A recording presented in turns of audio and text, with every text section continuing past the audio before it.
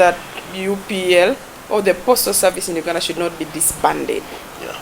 That one, there is no negotiation on it. There, how to manage it. Maybe this investigation will bring it out.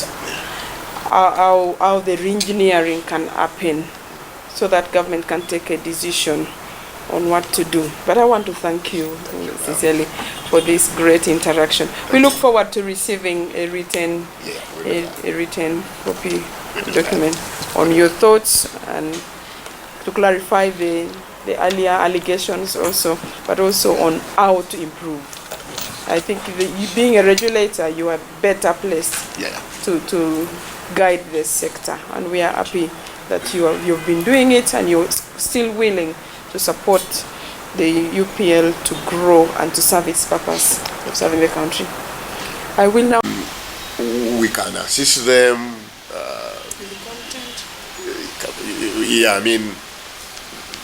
To handhold them, whatever, but they need somebody to leverage them. The disruption is so much on them, they can't do it on their own. So they need assistance. So obviously, always somebody will have reasons they will give why they are not. For example, the pricing. Are we restricting rates? Yes. The answer is no. Okay. We regulate rates, but we don't restrict rates. Because ICT is a merit good, the pricing, when you are going to price, you give us your pricing and you approve it. In my time I've been in this space for about 10 years. I've never seen a situation where we have ever refused a pricing suggestion from an operator. So I don't think that really we are restrictive in this. I don't think we have ever received any pricing, a lower price or a higher price, and we refused.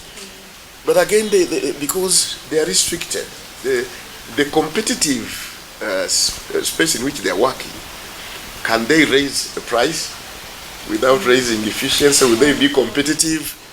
Because the competition is so much. So using pricing, I don't think can be a strategy to them. So that is a defense they are giving, and I think they gave this because we are not around. If we were in the house, they wouldn't even have their saying this, because I don't think pricing their problem. Pricing not their problem.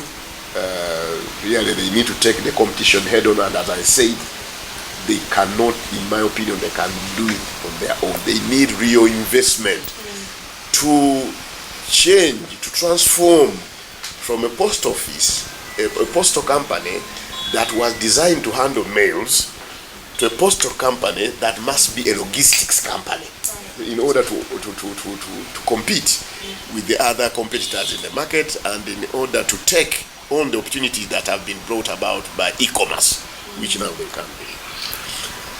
To give them the brand, to keep the brand up. And we invested quite some money through our Universal Access Fund, where we rehabilitated close to 12 post offices. We gave them computers, we paid for them bandwidth, and we wanted to bring people back to the post, to improve their brand. We did in Kasese, we did in Moroto, we did in Hoimau, in 12 post offices. And we are supposed to do about 40. But after doing 12, I would say this, they didn't play ball.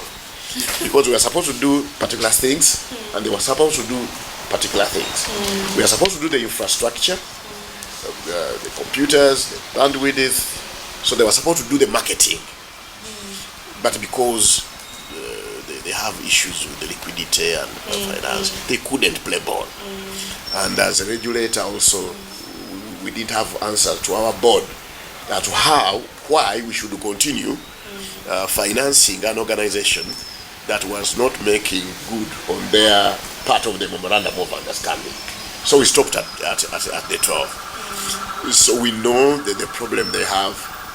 At one time, we have even assisted them to go to these international conferences where international agenda for postal is done. we've kept quiet about the fees, the licensing fees. We have kept quiet.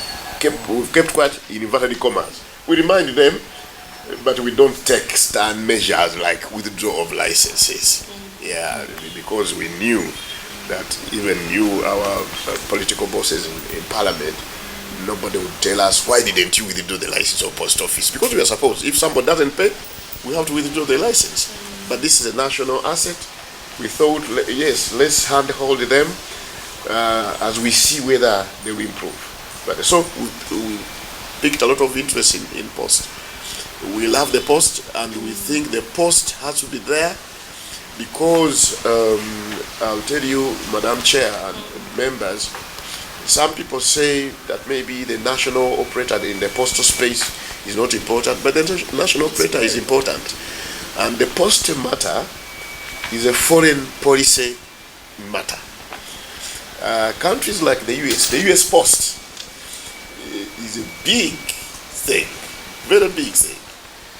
So when they are moving their letters, they won't collaborate with a private postal company in Uganda. They have to collaborate with a national postal operator.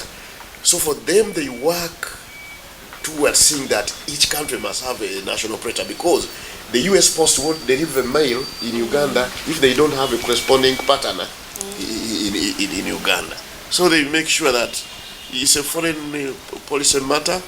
The Universal Postal Union, I think the lawyer will explain, I think it's a charter for which Uganda is a signatory, and it mainly looks at these public post operators, so we can't get out of it. I think at this level, what would as much as we can pick interest is to bring it into the face of government that Posta has to be assisted.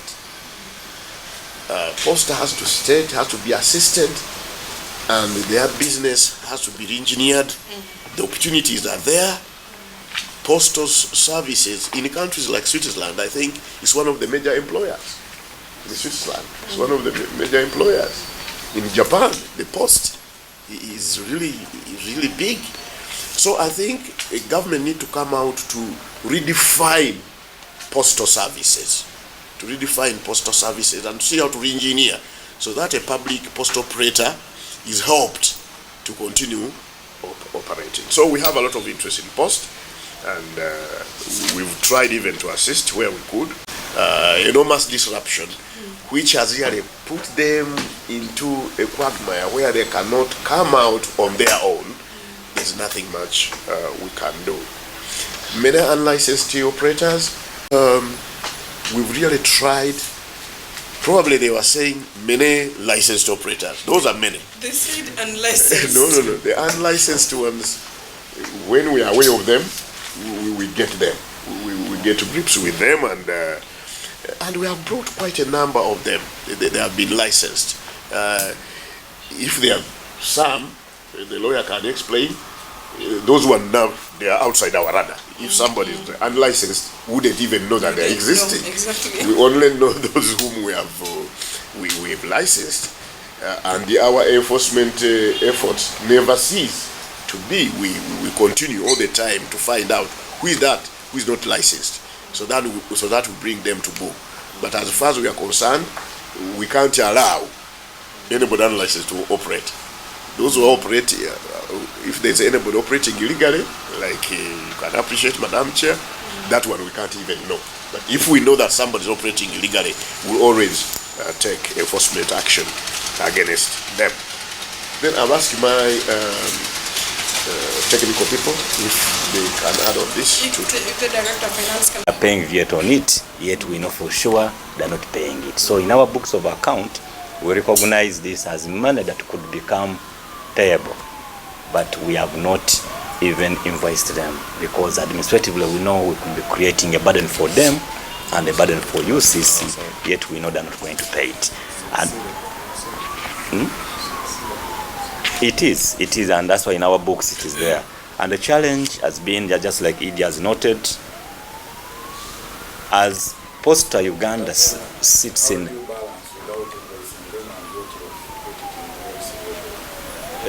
I think that from a financial accounting process, there is a process through which we recognize a receivable. If you're sure they will pay. But why, for example, this letter was written on 29th of May, we communicate to them and put a statement for them as of that date, because for sure we've had several continuous engagements with Posta.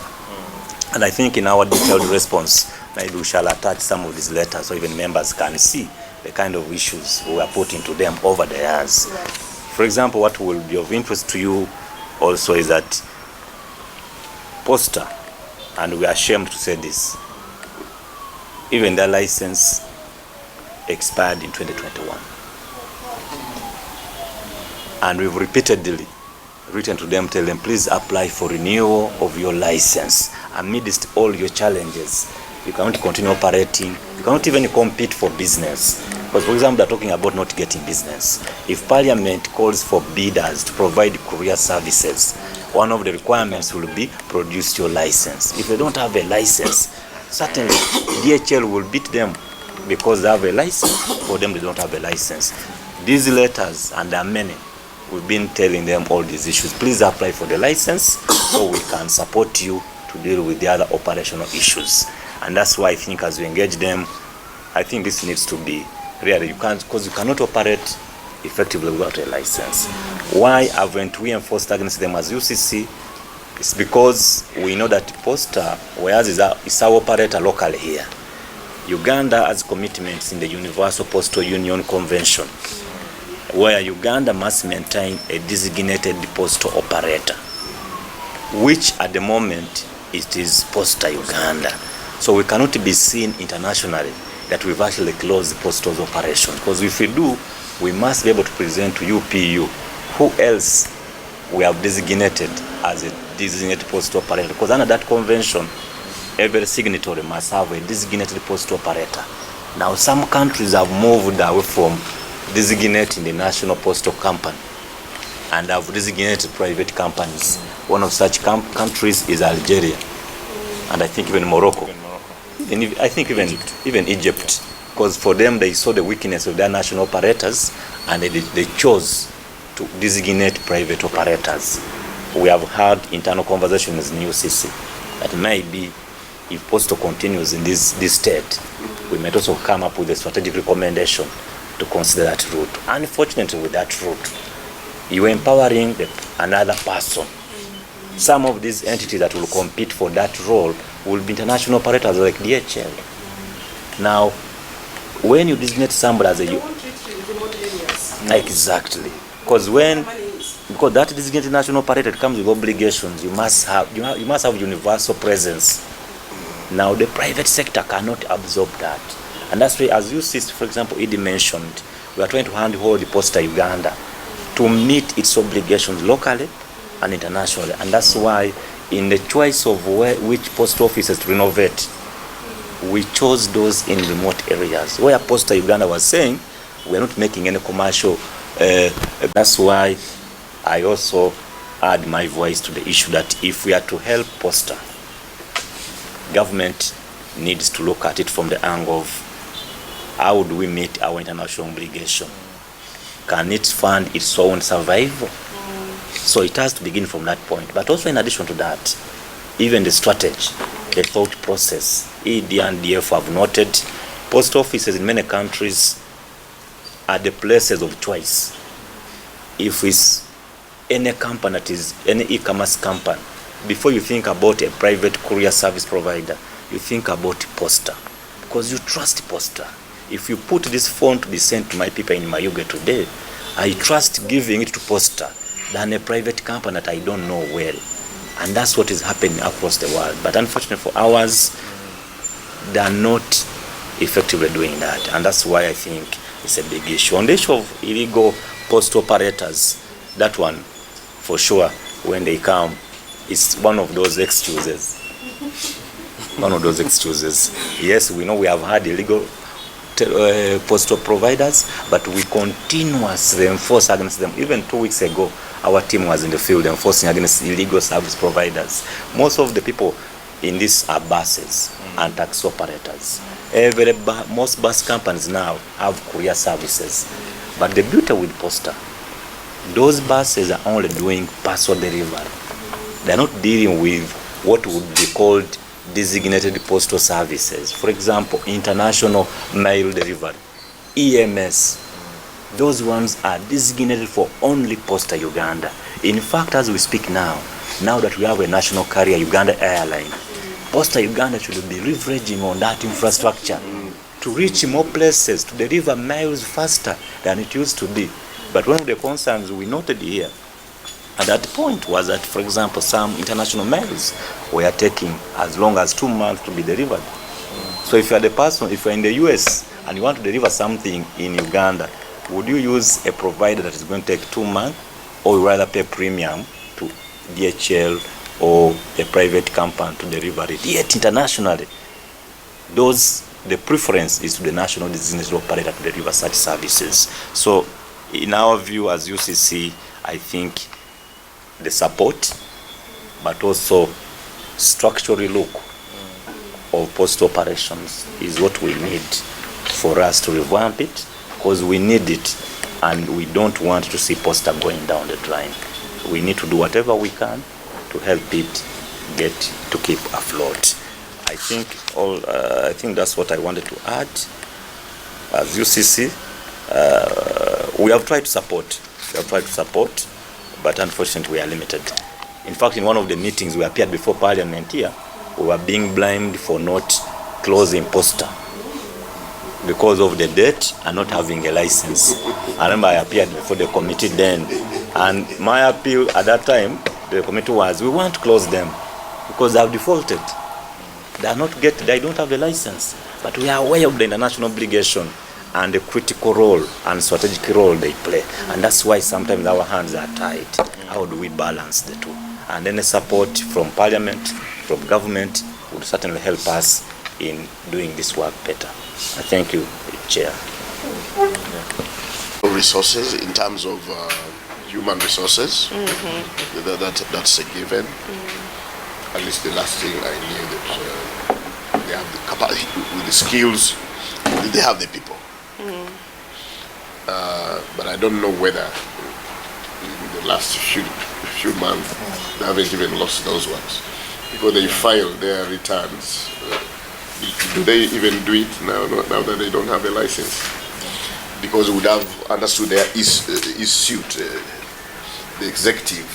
But at least the last time they did it, they had the skills. That's not a problem. But the engineering we are talking about that is required at the post office has enormous financial resources required, which they can't get. So they will have a third party has to assist them. For example, redefining their business, which has to come up, followed up by an investment plan to support that engineering, and of course an investment plan has to be followed up by investment, so physical investment.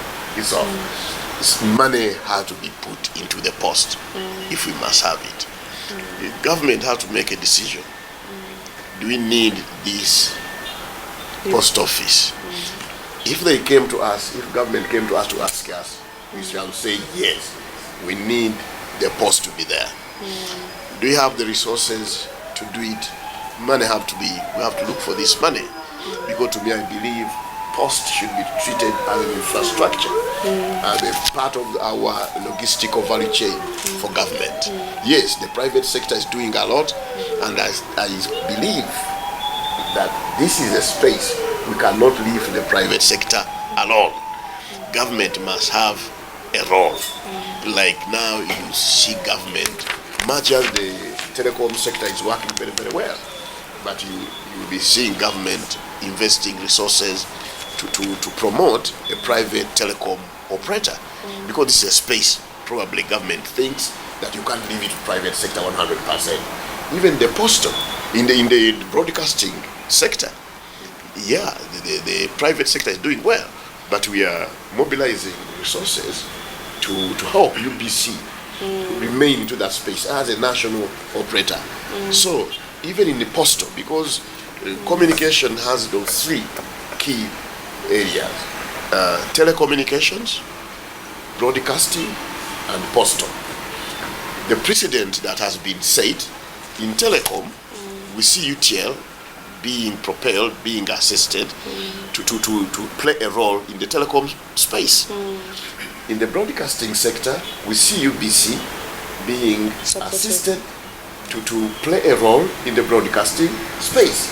So in the postal area, we think the precedent that has been set in the two other areas, subsectors, should be also to assist the post to survive. Yeah. Okay. Million shillings, and then there is the international mail service. It shows they are demanding a lot of money out there. Yeah. I don't know how you can help them receive this money. Probably it would be one way that can recapitalize them. As a regulator, I don't think commercially would we enter into this. Ordinarily, this Posta Uganda has facilities and infrastructure through which it can get this money paid. For example, the terminal dues, how do they arise? They could have signed an agreement, for example, with the US Post. Yes. Or Co-express taking documents to Mbale, and I don't think they would pay a lot of money like this. Maybe you can enlighten on how you arrive at that.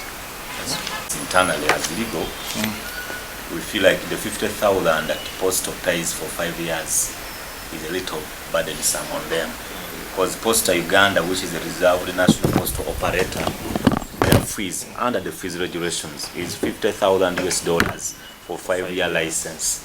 Now that's about 200 million. So that for 5 years. At the time when these regulations were made in 2019, we did a benchmark, and based on what other postal operators pay, this was way below.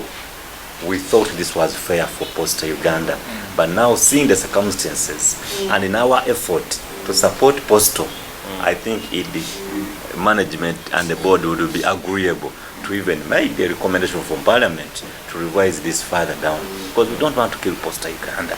Then for the other small ones, we have $400, we have $1,000, depending on whether it's national or regional or international.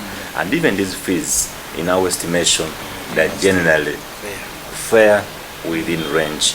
The only burdensome bit about Posta and all other postal operators is that postal operators are operators under the UCC Act. Now, Parliament, when we were making this law in 2013, Section 68 provides that every operator shall be charged 2% gross annual revenue to UCC. That money is supposed to fund the Universal Access Fund, which we use to help. Now, postal operators are charged that amount of money. Now, Posta Uganda, part of this 1.7 billion, has that 2% levy. Now, that 2% levy becomes burdensome because it is on the gross annual revenue. It's on the gross annual revenue, and indeed, when you look at this, there are some is that 2%, and in fact, that's why there is a contradiction. Because, for example, as UCC was using money from the Universal Access Fund, which Posta Uganda no longer contributes to, UCC gets money from other private people and gives it Posta. So even other operators were raising it as a concern. You're using our money to support somebody who is not contributing to the pool. So it's a contradiction. So, but for Posta, many of them have made the case that maybe the 2% should be reduced for Posta operators. Mr. Eddy, for national broadcasting and the broadcaster. So even this one, I think UCC, from a strategic point and in the spirit of supporting growth in the industry, this would be a point where we would receive recommendation from Parliament to moderate it, and maybe say for postal operators, maybe the rate shouldn't be 2%, maybe 1%, maybe 0.5%, maybe even nil for postal, because for sure we all know how this sector is struggling worldwide. But because now the law is commanding us to charge it, unfortunately, we charge it. Unfortunately. You talked about the MOU that I think you signed. Yes, that is true. Maybe you can share with us that MOU as well. We need to see how much, because they claim they are struggling and no one is coming in to help, and they are dying. Maybe that will give us detail on how much to try to innovate.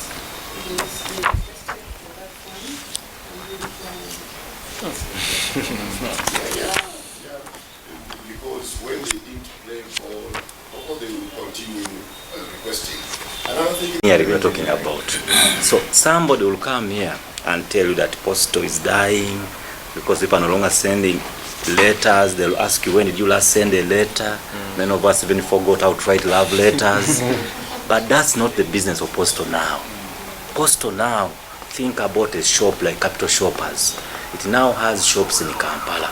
But there's somebody in Arua who wants to buy a fridge from Capital Shoppers. They don't want to come to Kampala, but they can go and buy it from Capital Shoppers, say deliver it to Posta office in Arua. Yes. Then they would use Post office to deliver that fridge to Posta, and Posta will get the revenue, Capital Shopper will get the sale, the consumer will receive the item.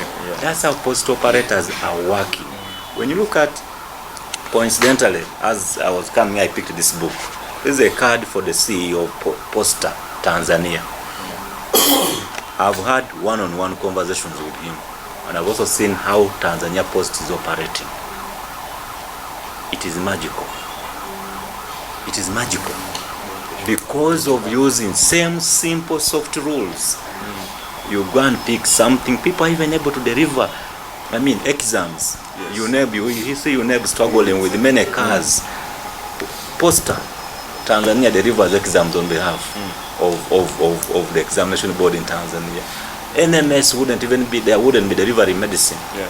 Wouldn't be electoral commission. All that would be postal. So it's an issue of the leadership seizing opportunity. We're not saying that that's where the problem is, but the strategy. So don't quote us that it's us who are saying that, but the heart, because like companies, they say companies are human beings, but human beings operate through the directors. Yes. So you can blame a company for being dead, but the heart of the company are the directors. So I don't want to say much about that. Posta is a very important, to me, we look at it as an infrastructure, a logistics infrastructure. In the logistics space, moving parcels, facilitating e-commerce, yes, we need the private operators, but we also feel that government cannot leave this space to only private companies. And already government has precedent in other areas. In telecom, we are supporting UTL, engineering UTL, to remain that space, with the government having some reasonable shareholding. In broadcasting, UBC as a national broadcaster is being leveraged, is being assisted, is being supported to remaining in the broadcasting space, much as we have a very, very vibrant private sector. So in the postal area, which is a logistics space, we strongly feel that there must be a designated government company also to remain in this space. And the person, the legal entity to say, should be the Uganda Post Limited. Yeah. Because of regulatory fees, license fees, the 2% annual gross revenue, and it has been really accumulating for the past close to 8 years, the 1.7 billion. Yeah, and of course we understand, because when they don't have money, if you don't have money, you can't be able to pay regulatory fees. And because again it's a government company, we couldn't add salt to injury by withdrawing a license. That would be bad in post office. And we feel as regulator that there must be a national operator in this space, and that should be post office. So that's why we are still handling post office with that kind of exceptional regulation. Otherwise, if it were any other company, would have withdrawn the license long time ago. Come again? Its license expired in 2021. Yeah, the license expired in 2021, and this is a very big problem because we feel this one also put them to at a disadvantage when they are, for example, if they wanted to bid for big jobs, the first thing they will want to know: are you complying with the regulatory aspects of the sector? If you don't have a license, who will give you work? So it's a problem. It's a problem. That's why we are saying we need to review the whole ecosystem into which Post Office is working to see how we can help them to help themselves. And then also Yes. the issue of being closed across the country. Yeah, we will investigate because they are not applying for renewal of license every year. They are not filing, but we shall find out how many they have closed. But what we know that they had more than 150, but we know now that they have less than 100 operating outlets operating in the country. Thank you. Thank you so much. Kale mwebale abisichi. Kale. Where are we? Well, to the financial statements that we are reviewing are 5-year financial statements. Each year as an amount on which the company owes other companies. But they also have a lot more money than the liabilities, a lot more receivables, what they expect from other agencies, including overseas companies. They expect much more. Actually, the biggest reason why Parliament had to constitute this inquiry was to find out the management of receivables. There was a debt write-off. People were not paying. People were not paying Uganda Post Limited, and yet they owed a lot more money. So in terms of liabilities, the liabilities in Uganda Post Limited are not more than the assets. The assets are more. So if except the willingness of the people who owe them to pay, we will inquire into that, the willingness to pay, and whether the receivables are recoverable, and the policy is therein to protect the assets of the agency. Could it be an issue of mismanagement? Era ffe ng'akakiiko aka Parliament twateekewaawo okuba nti tunoonyereza tulabe n'engeri gye tusobola okuyambamu oba okutaasa ekitongole kino ekya Posta Uganda Limited obutaggalawo mirimu. Era gwe mulimu gwe tuliko, era tutandise okwengeginga entities ez'enjawulo, era nga tunoonyereza obuzibu buvaawa lwaki ekitongole kino kiri mu kustrugglinga, lwaki kiri mu kubonaabona, nti kituuse n'okuba nti kisobola okulemerera okusasula abakozi, kiremerera okusasula emisolo, kiremerera okusasula license ezeetaagisa. Era tubadde n'engagement ne baregulator aba UCC ne batugamba nti amazima ekitongole kino singa nabo baggalawo dda bakiggala dda ne bajjawo kuba license gye baliko saawa zino ya expiring nga balemerera n'okurenewinga license, ate nga ocooperating business yonna bwetyo weetaaga okuba nti oli license ne regulator. So saawa zino amazima gali nti bali mu kukola actually mu bukyamu, naye kuba nti government entity eno yeetaagibwa era ya makulu nnyo mu ggwanga, ne baba nti tebasobola kugiggala, nti bagiwa omukisa ebeere nti yeerwanako okuba nti ebeerawo. Otunulira ssente ezigibanjibwa nnyingi nnyo okuva mu bitongole bya njawulo bingi, era n'abakulu abatu interactions nabo aba Uganda Telecom Limited nabo balaga nti nabo bagibanja. Era we baali bagabana assets, waliwo assets bali ze basigaza ne Posta ze yasigaza, naye balina okusasula rent ku assets ze bakozesa ezitali zaabwe, naye baalemererwa myaka na myaka tebasasula na rent, baalemererwa babeekwasa, and probably waliwo issues we baali bagabana assets zino nga government ewa nti ono atwale kino ono atwale kino, waliwo obutakkaanya, naye nga amazima gali nti ekitongole kiri mu kubonaabona. Probably kiremeddwa kuba information gye tuweereddwa nti kiremeddwa okwetereza oba okubeera innovative nga companies endala eziri mu bya posto, nga olaba zi DHL nti baava mu kutambuza ebbaluwa yokka, kati batambuza n'ebyamaguzi ebirala mu ggwanga oba mu mawanga ag'enjawulo, nti omuntu asobola okugula TV oba fridge e Kampala, postal services ne baba nti bagimutambuliza ne bagimutwalira waayagadde. Balemeddwa okukola collaborations n'entities ez'enjawulo, nti wotunuulya inflow zaabwe eza revenue zikyali wansi nnyo. So ffe ng'akakiiko tukyayongera okunoonyereza probably tulabe engeri gye tuyinza okuba nti tutaasaamu ekitongole kino. So far, as far as you detail is concerned, what was passed